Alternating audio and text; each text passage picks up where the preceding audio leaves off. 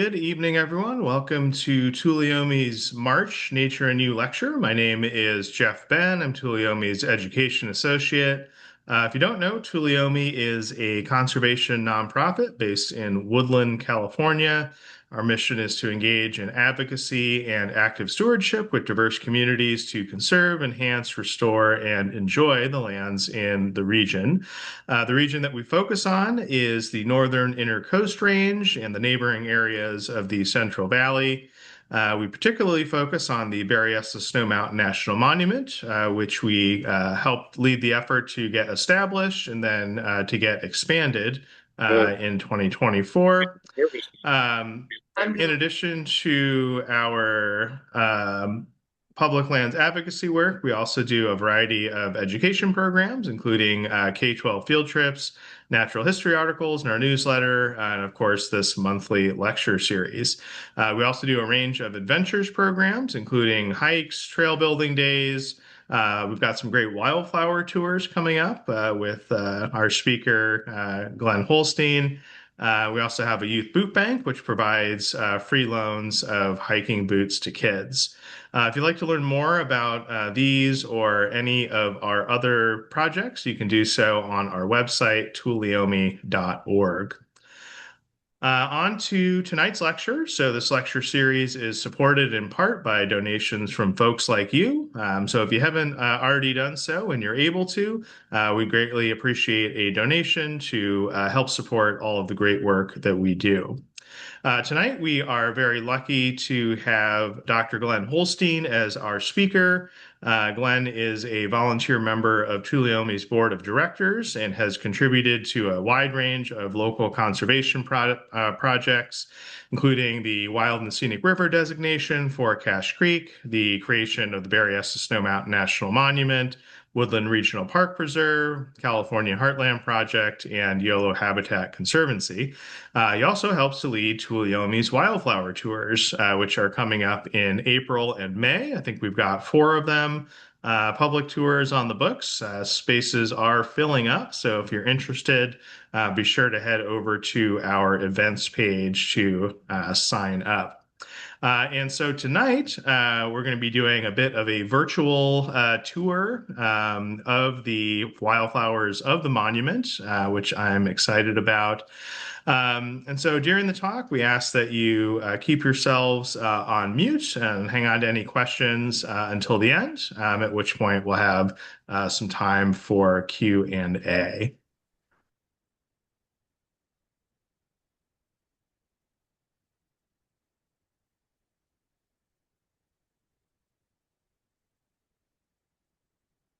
Well, welcome everyone. I appreciate the nice introduction from Jeff, and this is going to be a series of pictures locally about areas that Tuleyome, the sponsoring conservation group, took on various tours and areas that they have protected.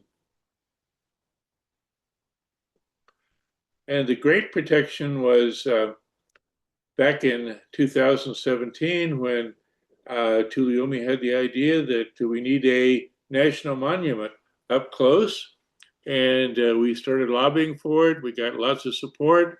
And in 2017, it was officially declared a new national monument extending all the way up to Mendocino County and all the way south to Solano County with a wide variety of habitats in between.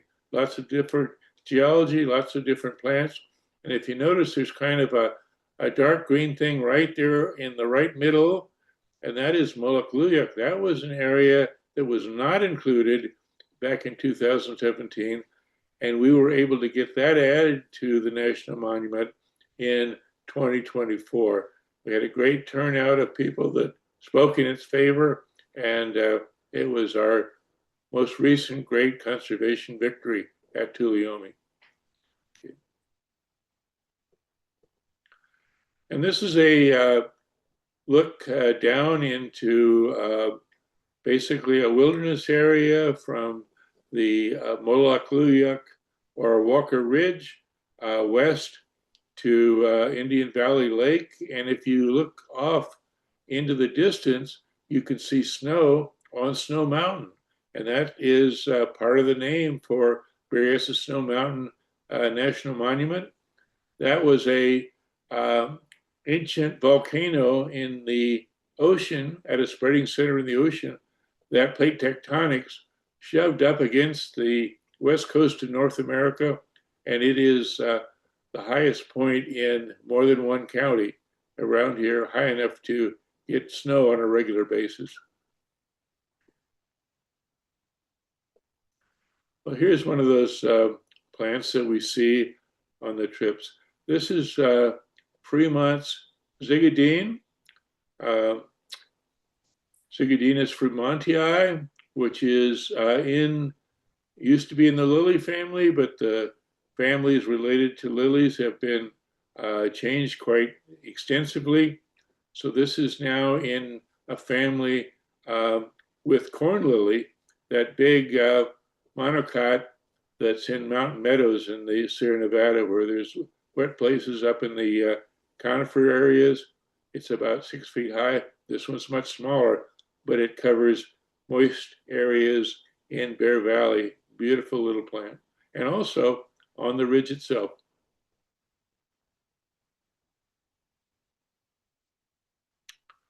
And here's another view from the summit of Moloch, which is, by the way, the local indigenous name for what was is still called Walker Ridge. And this, once again, looks down to Indian Valley Lake, but in this case, we have a small tree or large shrub in the foreground, and that is a toyon. That's the California holly, the plant that is so widespread in California that it's the name that gave rise to the famous movie community of Hollywood, much further south, because in winter it's covered with bright red berries. And here's a look in the other direction from Moloch Ridge, which, as I think I mentioned, means Condor Ridge in the Winton language. Now, the ridge itself is a big outcropping of the state rock serpentine.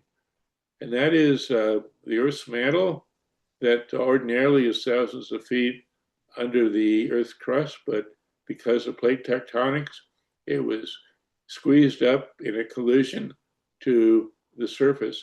And because the mantle is geologically different from the common rocks of the crust, it has an environment that is different, and the plants are different on serpentine.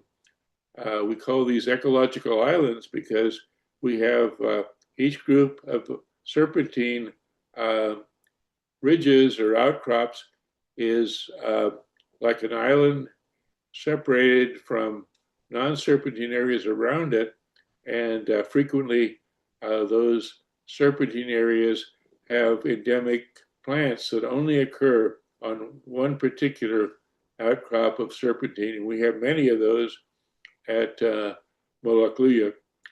And as we look from Moloch down to the east, you can see a big flat valley. That is Bear Valley. And it's not part of the monument, but it is under private land with conservation easements managed very well by the landowners. And we have outstanding wildflower displays there. And then further west, we have another range of hills. And these were continental shelf marine sediments at a time when the Central Valley was like the continental shelf, that when that serpentine collision occurred, those marine sediments, some sandstone, some clay, were uplifted. And you can immediately, if you go from serpentine to what we call the Great Valley Formation, making up that ridge, you can see an immediate difference. The color and the plants are different on the serpentine from what they are on the ridge. And they're also different from what we have on the valley floor of Bear Valley, because that's an area where sediments and clay accumulate and make a brand new environment for wildflowers, somewhat like John Muir described for the Central Valley as a whole when he visited before extensive farming that's so abundant in the valley at the present time.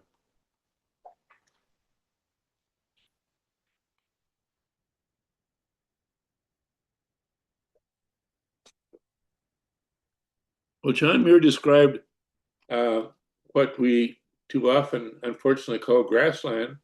The grasses are mostly all non-natives that are there, but when John Muir visited it, he found wildflowers that went on for miles.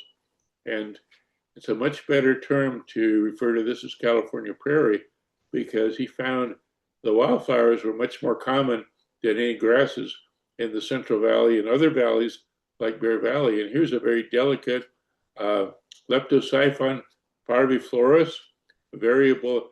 It's actually called variable Linanthus because it used to be in the genus Linanthus, but there's a whole group called Leptosiphon, very delicate flowers, and the Moloch-Lillier Condor Ridge is a center of diversity. We have at least 3 species and probably more just on the ridge alone. This one is parviflorus, but we also have a couple of others as well. Well, one thing we also have in California are lichens, and lichens are kind of an unusual combination because they're a combination of green algae, which are like the primitive ancestors of the higher plants, and fungi. And fungi, it turns out, don't photosynthesize like the green algae that are present here and make the lichen green, but they need some kind of a way to grow out in bright sunlight, because if they're all by themselves, they tend to be in wet, moist places out of the sun because they don't need the sun for photosynthesis. But the lichens are a combination because they're a combination of photosynthetic algal cells and fungi. There's a whole group of these lichen combinations that can be found in some of the most extreme habitats in California. Bare rocks growing out of wood like this one. And they actually do like moisture because they're extremely large and abundant in the fog belt along the California and Baja California coast. But even in the dry climate that we have here in our inner coast range, we have some very spectacular lichens. Remember, this a fungus that can grow in places that other fungi can't grow because it has a photosynthetic green algal partner. And it turns out, by the way, that when I went to grad school, these fungi, all the fungi and the lichens as well, were considered plants and studied in botany. But now looking at the genetic relationship of fungi, they're actually more closely related to animals, which are also non-photosynthetic, than they are to other plants. The only way they can do photosynthesis is to have a partner, a green algal cell that does photosynthesize, so they can live in places that they ordinarily wouldn't be able to live.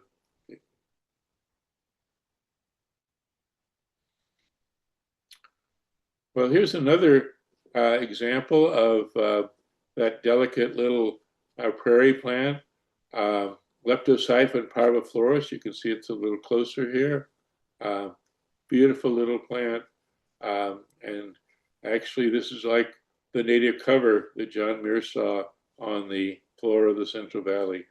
Flowers as far as you can see. And he called these areas where you had wildflowers that went on for miles, he called them bee pastures, because the bees are come out in great numbers and high diversity to pollinate these flowers that have to bloom in a very brief time between the time that rains fall and it's too cold to flower and summer when it's too hot and dry to flower.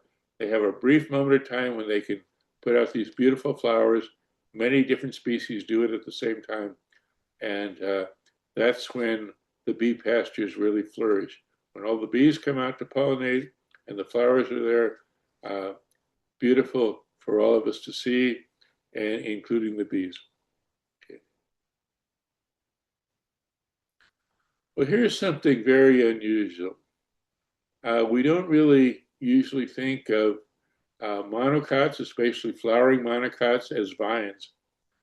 But this is one called a twining Brodia, Diclostema volubula, that actually winds its stems around, in this case, a dead stick.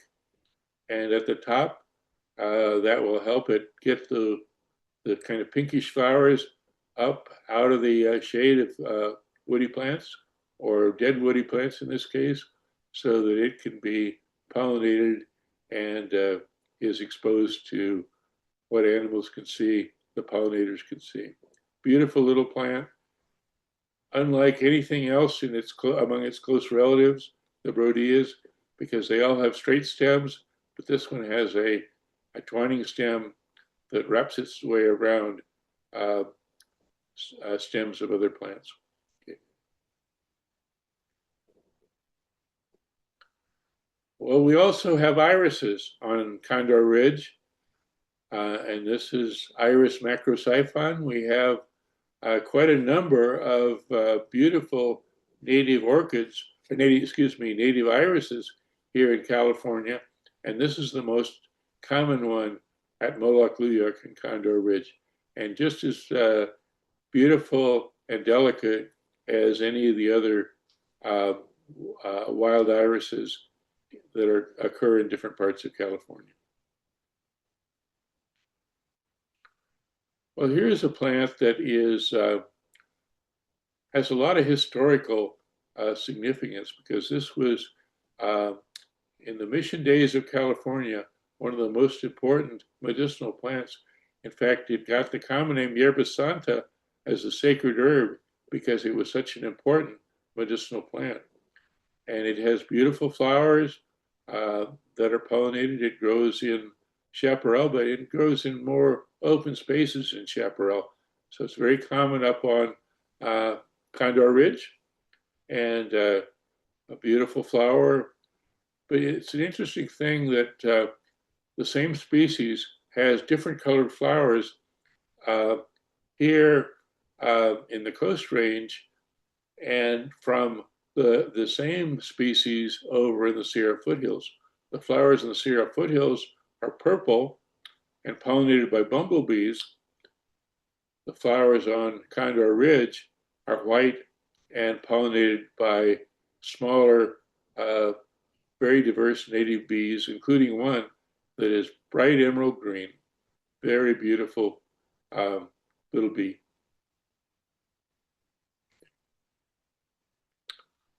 Well, we have a lot of plants in the mustard family that are kind of weedy in California, including some that tend to overgrow some of our preserves, like Woodland Regional Park and Preserve. But we also have some wonderful, beautiful native members of the mustard family. And this is Douglas's wallflower, Ericinum douglasii, beautiful orange flower. And it looks kind of small there, but it's actually gets up to be over 3 feet high. Pretty spectacular flower that is almost best seen on the road from Highway 20 that goes by Wilbur Springs on the way into Bear Valley.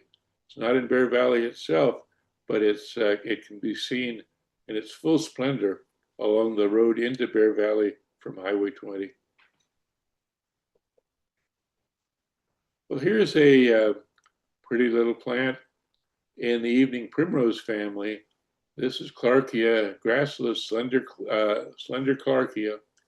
And that particular family, the Anagraceae, has some groups like the Clarkias that have beautiful, colorful flowers, and then another large group that has bright yellow flowers. Well, this is one obviously that has colorful flowers, a very delicate one. Some members of this Clarkia group are larger and more spectacular, but this is the one we commonly see along the road to Bear Valley.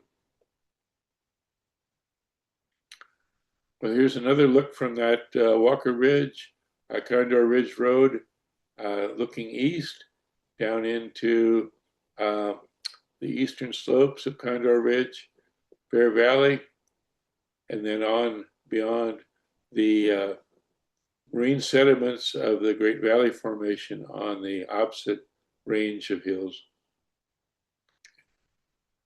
And that road, by the way, is a little rough sometimes, but it can be driven by an ordinary sedan, and a great place this time of year to see wildflowers.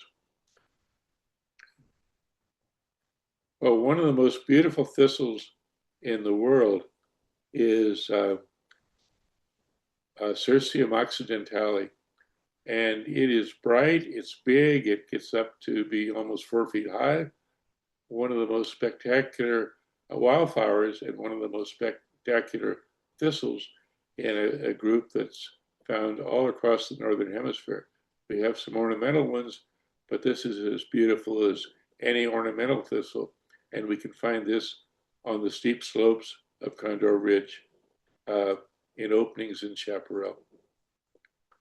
In fact, one time there was a fire and it actually increased the diversity when the chaparral plants were burned. It opened up space and we had a lot more of these Cirsium occidentale cobweb thistles that produced seeds at that time. And they're not as common now after the fire, but they're there and incredibly beautiful. Okay. Well, here's the floor of Bear Valley. These are yellow madias. Oh, no, excuse me. This is not Bear Valley. This is actually on the mouth of the road that turns into the road to Bear Valley that goes past Wilbur Springs. This is a little stop we make, and these are true tidy tips. Lay chrysanthemoides.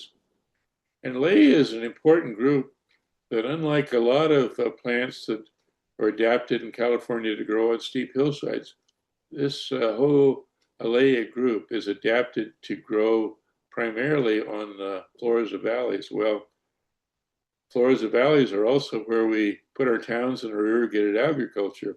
So the layas, when you can find them like this, flourishing and still surviving is a real treat because so many of them are gone, but we can still find places in the roads into Bear Valley and Condor Ridge where they are very, very spectacular this time of year. And the reason they're called tidy tips is they have two colors.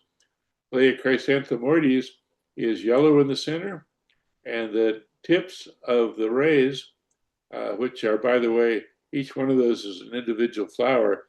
They call this a composite family because each what looks like a flower is made up of many separate flowers that are aggregated into one large head. That's a characteristic of the largest family in California, the composite family, or the Asteraceae.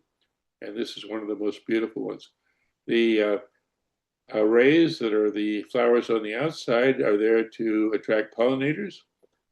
The ones in the center are the tube flowers, and they're the ones that actually need to be pollinated to produce both pollen and seeds. So the sexual part is in the center with lots of individual tube flowers, and then the rays that attract and put on a show for the pollinators are all on the outside. And here we can see how that works. We've got a little bee there, just like the bees that John Muir described in the bee pastures that went on for miles. And one interesting thing is, because we have such a spectacular flower display in California spring, because we have that brief moment when there's still moisture in the soil, but it hasn't got too hot to dry things up, although it certainly tried this year. Uh, we have this great flower display in our spring. And there was a fellow that went all over the world to wrote a book about the best places in the world to see wildflowers. And he, on the first pages, he put California first as the best place. And we have the most spectacular flower displays, really, of any place probably in the world. At least that's what Bob Gibbons found when he searched the world looking for wildflower displays. And because we have such a huge opportunity for pollinators in the spring of the year, all at once, most of the world has more species of ants, but California has more species of bees than ants because we have this spectacular flower display and all the different kinds of bees come out to pollinate them all at once in the spring. Great thing that's unique to California. Well, here's a close-up of the golden Alea, golden tidy tips, and it's in the same group that I talked about in the tidy tips, but this one is yellow all the way out to the tip of the rays, and this is the one that's actually more abundant in Bear Valley itself.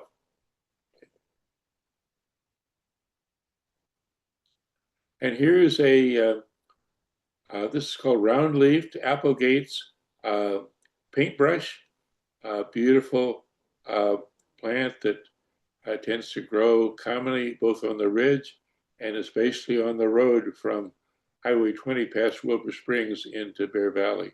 Not in the valley itself, but along the roadsides on the road into Bear Valley. Beautiful plant, and it's as you might notice, is red, and red flowers tend to attract hummingbirds for their pollinators. So they don't depend on bees, they depend on our hummingbirds, which are a unique family of birds that is completely absent from the rest of the world. They're in South America, North America, but not in Eurasia, not in Africa, not in Australia. They're unique to our continent and the South American continent to the south. Beautiful birds that do things that you wouldn't think. Other birds can't do them. I mean, basically to hover and stay in flight and put their beak in to attract nectar and pollinate a flower like this. Okay. Well, I mentioned the Clarkias, that kind of a pinkish violet member of the evening primrose family. Well, this is part of the other group. This is a Camasonia that is also found along that road. And one thing about this evening primrose family, it typically, there's some exceptions, but it typically has 4 petals. If you looked at that Clarkia picture, that's another one that had 4 petals. Bright yellow. In some cases, the petals are much larger. We mentioned the sunflower family, where what looks like petals are separate flowers. This is the whole thing. This whole thing is the flower.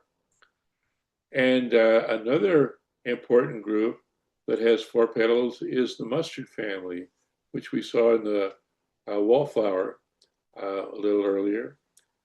But one difference between the mustard family and the evening primrose family is the mustard family produces its fruit and its seeds above the flower, and the evening primrose produces its seeds in what looks like the stem below the flower. It has what's called an inferior ovary, and the mustard family has what's called a superior ovary, because the ovaries are above the flower in the mustard family, they're below the flower in the evening primrose family. These are ways to tell the families apart, and if you can tell what family a plant is in, it's much more easy to identify it because that eliminates a lot of other possibilities. And if you either key out or use some other method, it's great to be able to narrow a plant down to the right family. It makes it much easier to tell what species it is.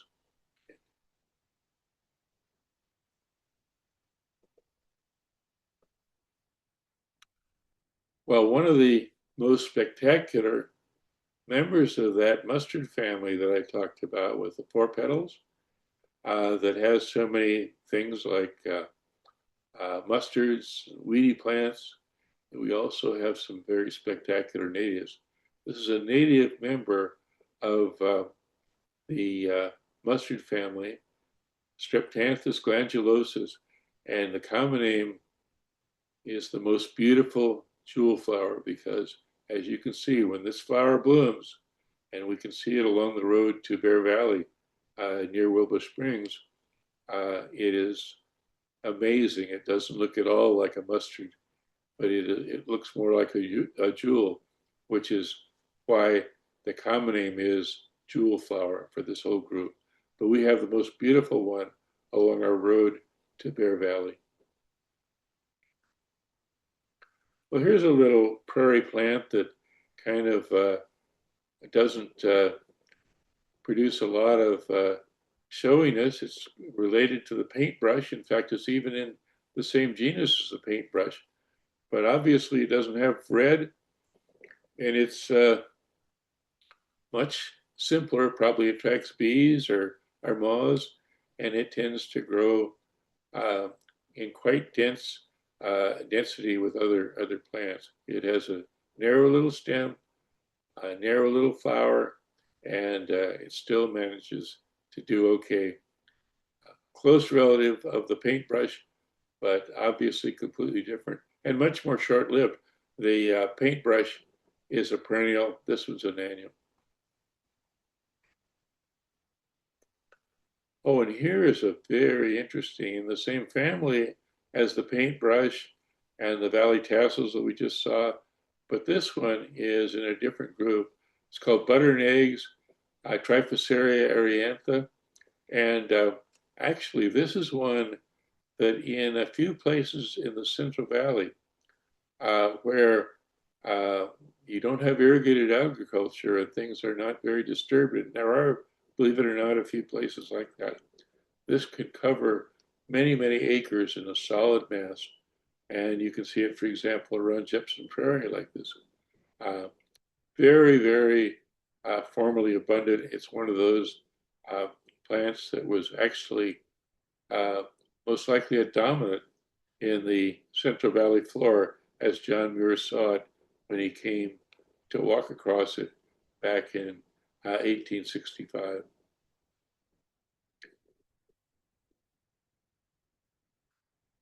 Well, we think of delphiniums as kind of ornamental plants, but we have one of the most beautiful delphiniums called Royal Larkspur. Larkspur is the common name for delphiniums.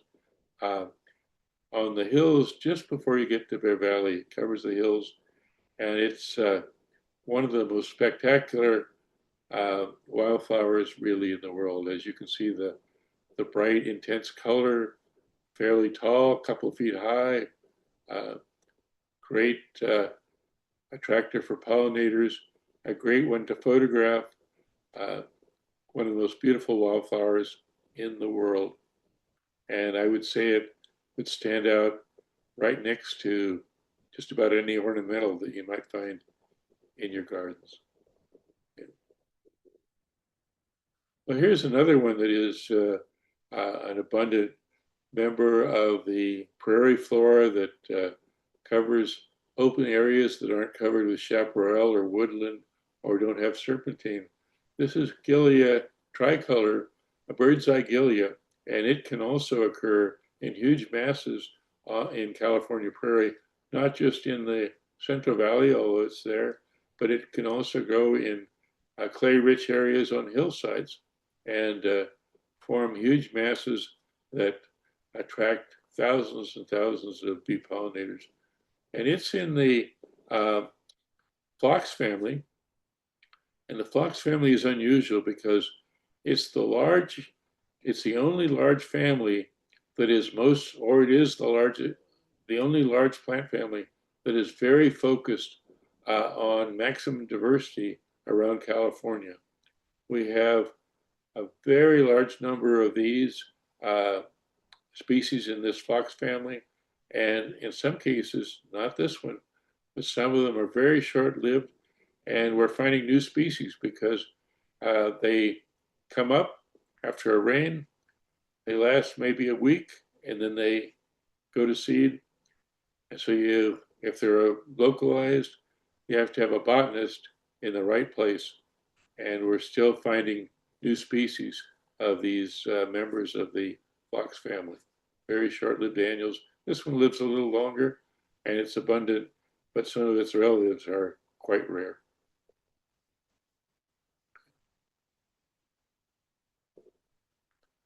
Well, one of the most spectacular flowers covering many, many acres of Bear Valley is cream cups, Platystemon californicus.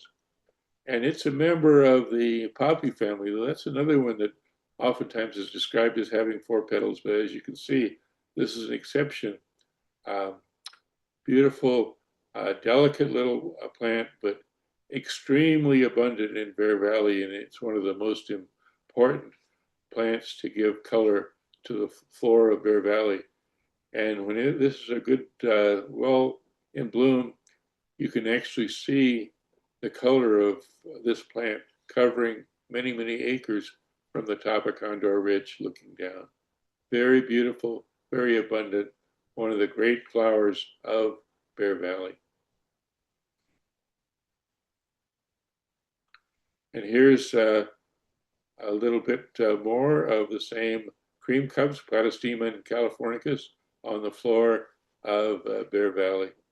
These are just three, but it's there in a good year in the millions. And it's quite widespread in California. Another one that is a great cover plant in California prairie, and undoubtedly was one of the ones that John Muir saw the most of when he walked across the Central Valley before farming in the late 1860s, is goldfields. And this is a plant that even in the Central Valley today, there are a few places where they're undisturbed enough that you can get millions of gold fields. And I actually, one time, was flying from Sacramento to Los Angeles at the right time of year. I looked out the window, and around an area that was undisturbed because it was part of a military base, you could see the fields of gold fields with their distinctive color, millions and millions of gold fields from 30,000 feet, because the color is that distinctive, and it's the only plant with that color that can be that abundant. And you'll notice it's also a member of that composite or aster family with rays, and they look a little bit like the rays of the yellow cream cups, yellow tidy tips. And the rays are the ones that attract the pollinators on the outside, separate flowers, and then lots of little sexual flowers in the middle to produce pollen and seeds. But present in the millions, one reason we have so many different species of bees here in California, because there's lots of flowers to pollinate. Well, we mentioned that the evening primrose family with its four petals. Here's another member with yellow flowers, kind of like the Camasonia that I had. Once again, this is the one with four petals, but with the seeds underneath the flower. We've only seen one or two individuals, and we've only seen it in Bear Valley. Unlike cream cups, this one you're lucky to see even one or two. It's the genus, the only member of its genus, Tetrapteron in California. Used to be lumped in with other evening primroses, but it's distinctive now that it's in its own genus with just this species. And you can find it, if you're lucky, only one or two in Bear Valley.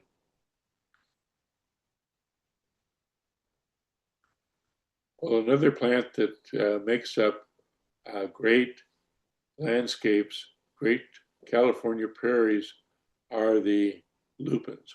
And we have several different kinds of lupins, but this is the sky lupin, Lupinus nanus, the most spectacular. It's not terribly large, but it's very spectacular in blue. And this is another one that in a good year can occur in the millions and cover the Bear Valley landscape with its white and blue flowers so that you can see it even from the summit of Condor Ridge, which, by the way, is that ridge in the background. That's Condor Ridge with its serpentine. You can see that very different. It's has chaparral, but it's a different kind of chaparral than you see in lots of other parts of California because of the serpentine. It has one dominant shrub on it called a leather oak. It is almost only on serpentine, but when it occurs on serpentine, it's the commonest shrub on serpentine. So there's a lot of it. It's kind of a dull green, so you can see from the color, even from several miles away or from the air, where the serpentine is because of the color that the leather oaks give serpentine.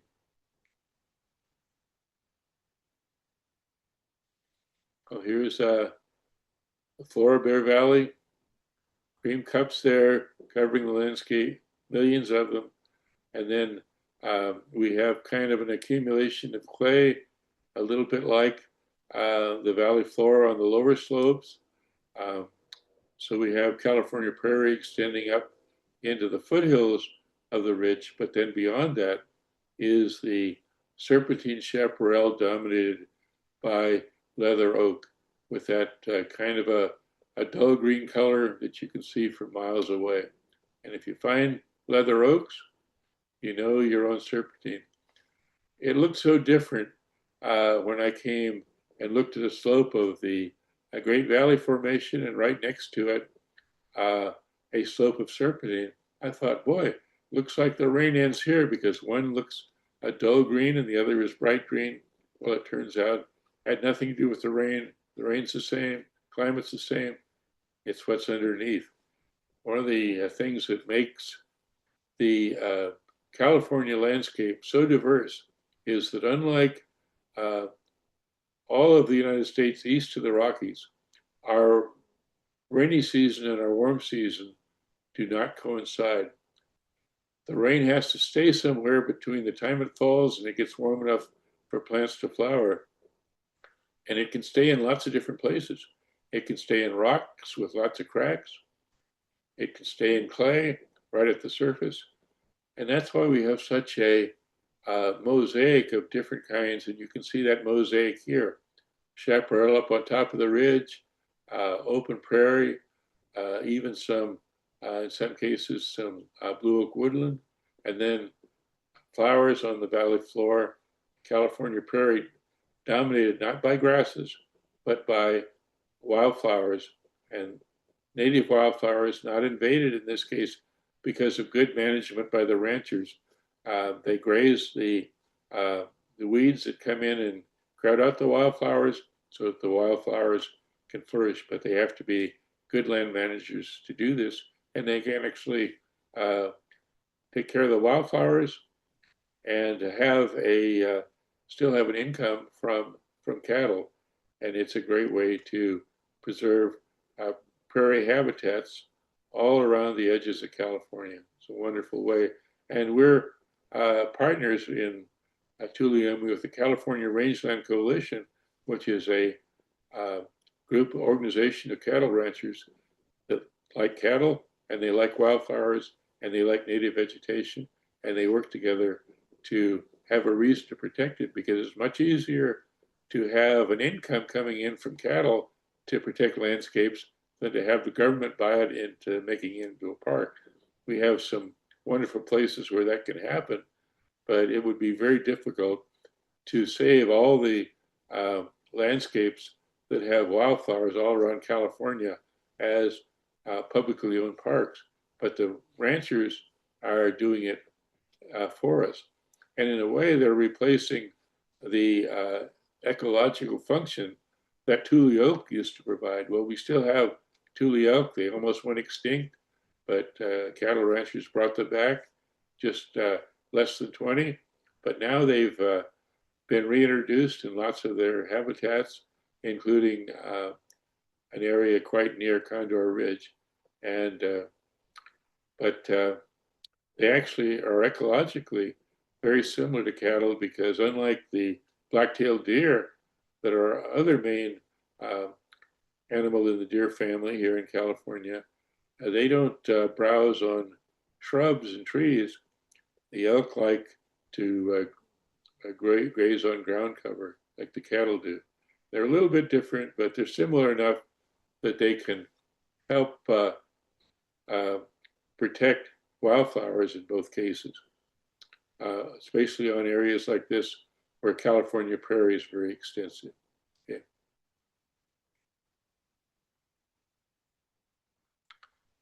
Well, here's a little plant called red maize.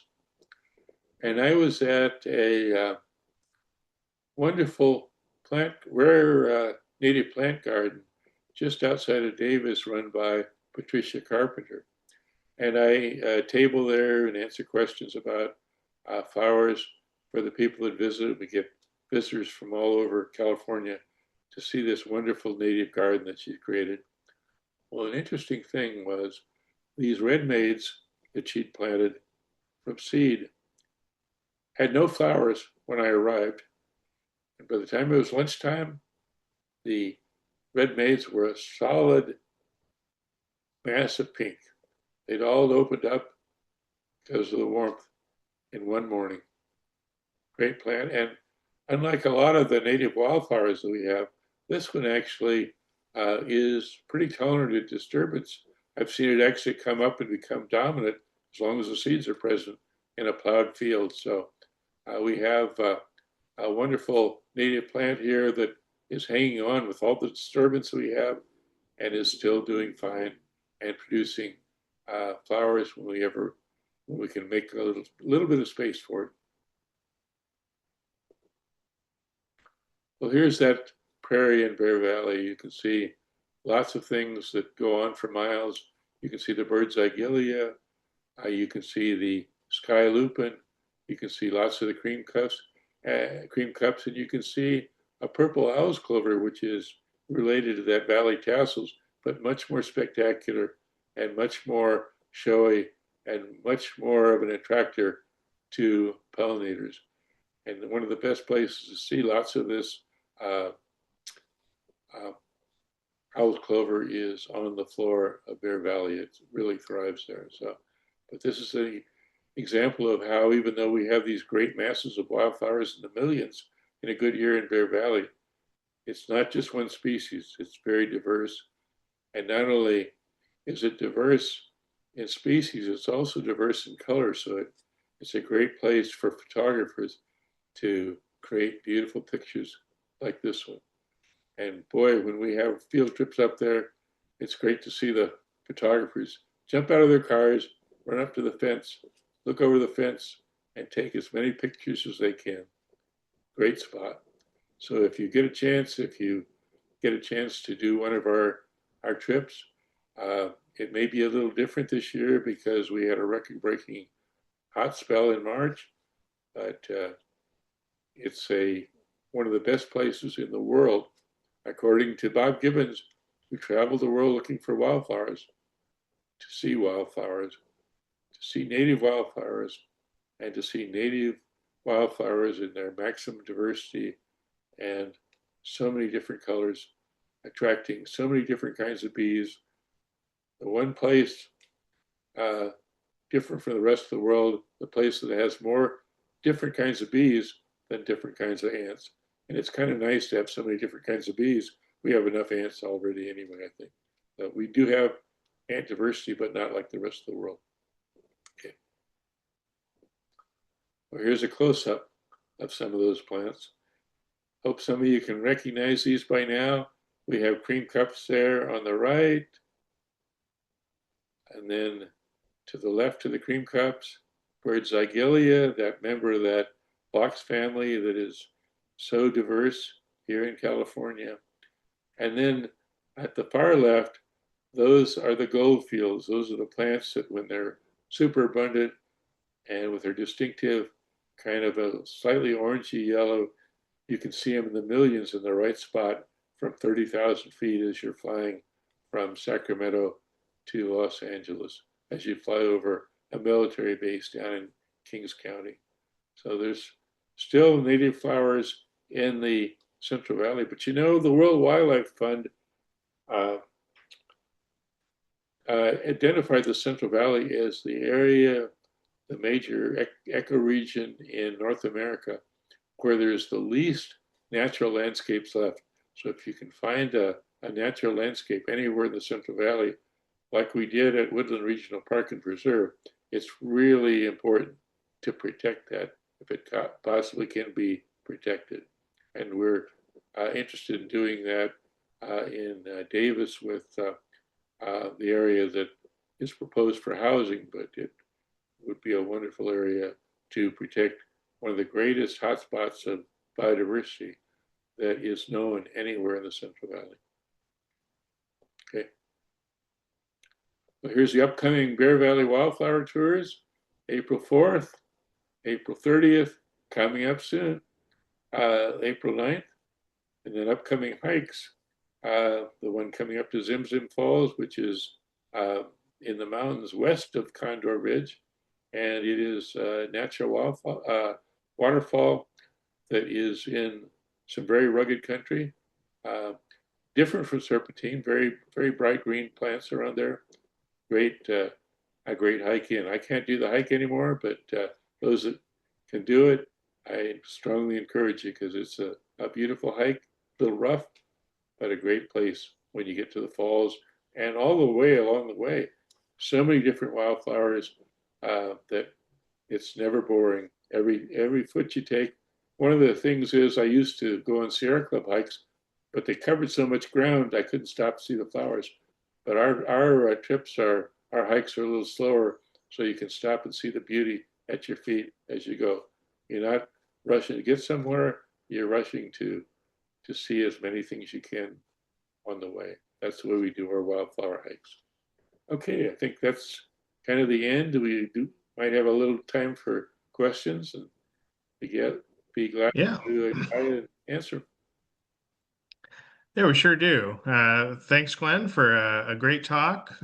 Just so folks know, those wildflower tours are primarily car-based. So we'll be driving in cars from place to place and then getting out. And Glenn and one of our Tuleyome staff members, Nate Lilge, who's a California naturalist, will be talking to folks about flowers and then moving on along the road to see different spots of interest. So even if you're not able to, do a long hike, you can certainly do the wildflower tours. All right, so if you have questions, you can either raise your hand and unmute yourself, or you can ask in the chat, and I'll relay the questions there to Glenn. Um, and so, first question from the chat from Robert. Have you done any scouting yet or talked to anyone that's been out to Bear Valley? And do you think the wildflowers are going to last all the way to the beginning of May this year, or do you think it might be an early end of the season? Well, it's an unprecedented season. The hot weather we had in the middle of March set all-time records. There's never been a March that's been as hot all over California, really, because the desert was set records as well as the chaparral areas where we work or the prairie areas where we work. So it's different. I haven't been up there yet. I don't know exactly what to expect because we've been busy with our spring thing event. So it'll be a surprise when I go up tomorrow for the first time. So I'm looking forward to seeing how it is. I haven't been up there yet. So if you'd like to sign up for one of the tours, you can do that on our events page. I'll just put the link in the chat there. I do hear that it's going to at least have some rain next week, which any flowers that are still survive the heat wave, that'll give them a break to last a little longer. Yeah, very good. We've also got on our website our trail guide, which has lots of good options for hikes for flowers. Um, for me personally, I like the Valley Vista Trail. Is a pretty good one for wildflowers. Pretty steep, so you get out there early in the morning, but lots of good flowers out there usually this time of year. That's A another one question. that Tuleyome helped build. We had a question from Brenda. It kind of disappeared, so I didn't get to read it all. But Brenda Gruhl, if you would put that up again, that would be great. Yeah, so Brenda said, "Thanks, Glenn, for sharing your local natural history and botanical knowledge and the beautiful photos." Oh, okay. So it was not a question, it was a thank you. I like those two. Okay, well, then we have another one up there just now. Yeah, so Kevin asks, there is a poppy that you pointed out. Does it have the typical California poppy-like leaves? It has leaves that are not typical of California poppies, and it is in a different genus within the poppy family, not that Hmm. closely related to California poppies, even though you might say it's a poppy in California.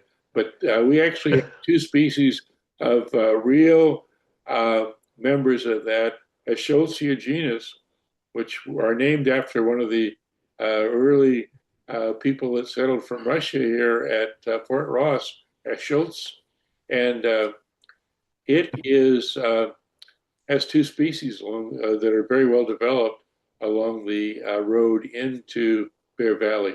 Not so much on the floor itself, but although there are some California poppies on the valley floor, but on the slopes going into Bear Valley, we have spectacular displays of both the foothill California poppy and the classic California poppy.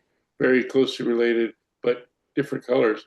The classic one is bright orange. The foothill one is more yellow orange, a little bit more in color like the Goldfields.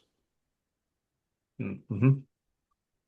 All right, so our new board member, Craig Perrin, is asking, what can we do in our own homes and lives to promote and protect native wildflowers? Well, one of the things that you can do is because, and I'm a little biased here tonight because but you can donate to Tuleyome because that's one of our jobs. We certainly were able to do that with the national monuments, uh, both the National Monument plus the addition at Molokuliak, and also um, Woodland Regional Park and Preserve, which preserves one of the rarest plants in the world on a very limited area. And because we're taking good care of it, keeping weeds from crowding it out, it's actually doubled in size since we created Woodland Regional Park and Preserve with the help of the city of Woodland and the Rotarians of Woodland. And that's where we had our our most recent event last weekend. Great chance to see it. And also we have some kind of non-native uh, areas. We have, because of an excavation, we have a kind of a non-native habitat that's actually been invaded by natives. We have a riparian forest that wasn't there originally, but because there was excavation down to groundwater, we now have a riparian area that is attracting water birds from all over that formerly were hard to see in that part of the Central Valley. So it's, in a way, it's created habitat, but it's created native habitat. So it's increased habitat. So there's all definitely ways you can do this, but the most important thing is to preserve the what's left of the California landscape. Because think of this: we have the greatest biodiversity of any uh, place in North America. We're right up there with the tropical forest in inventories of biodiversity right here in California. largely because of our Mediterranean climate. Uh, but we also, with that number one position in biodiversity, we also are the state with the highest population. And amazingly enough, we have more people in California than the entire continent of Australia has in the country of Australia. So we have a lot of people here. So any space where we can find a room for nature and protect it is a wonderful thing that we can do because the species out there, the thousands of species, they can't speak up for themselves. We have to kind of do it for them if we want to keep their beauty alive and keep them from going extinct. And that's what we're trying to do in Tuleyome. Great. All right. I think we've got time for one more question. So, Andrew in the chat asking about if you could say a little bit more about how cattle grazing enhances wildflowers without destroying them through trampling or grazing. Well, yeah, that's a very important thing because the biggest threat to wildflowers in the areas where they're abundant, like Bear Valley, is introduced very aggressive plants. And a lot of these come from the other area that one of the other areas that has a Mediterranean climate, the Mediterranean basin, because that's the area that has had the most thousands of years of intensive agriculture. And because there's been thousands of years of agriculture, there are lots of plants that have learned to be very aggressive invaders in disturbance. And we've had lots of disturbance here. So the most important way to keep these wildflowers alive is to find some way to control these invaders that if they're not controlled, they actually take over and crowd out the wildflowers. And if cattle are managed properly, they can keep the invaders out and provide food to create healthy beef and still have wonderful space for the wildflowers. And an example of that was another little valley quite near Bear Valley, and it was added to the Bureau of Land Management. But some people didn't think it should be added to the national monument because they said, "Oh, it's too overgrazed. The landscape's been ruined by too many cattle. They put way too many cattle on that landscape." Well, when a botanist, Ellen Dean, came up and looked at what was there in this so-called overgrazed place, she found it was the one place she's seen where rare plants were the most common because those cattle that it overgrazed were actually just so efficient at taking over the weeds that were crowding the rare plants out that the rare plants were surviving there, unlike almost anywhere else. So that's a good example of how grazing can really help our native plants, our most precious ones, the ones that are most threat from aggressive invaders. Uh, Very good. Thank you so much, Glenn, for a great talk. If folks would like to see some of these plants or Glenn in person, be sure to sign up for a wildflower tour. Our next Nature and You lecture is coming up on April 23rd. That's going to be with a recent grad from UC Davis, who's going to be Dan Ruka, who's going to be talking all about California black bears. So I think that should be an interesting talk. So be sure to head over to our events page to sign up for that and for some of the other great events that we have coming up. And while you're there, maybe consider making a donation. Thanks again, folks, for coming out, and I hope to see you next month for our next Nature and You lecture.